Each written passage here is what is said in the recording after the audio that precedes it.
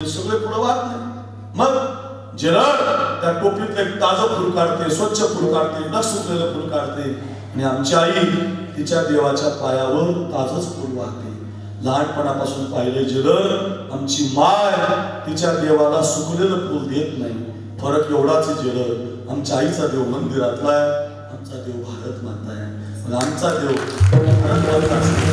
आमच्या आई जर तिच्या देवाला ताजं फुल देत असेल तर असं नाराज म्हणून कसं जाऊ, सुकलेलं म्हणून कसं जाऊ। व्यायाम करून जाणार, आम्ही व्यायाम करून वयाच्या 23व्या वर्षी फासावर जाणार।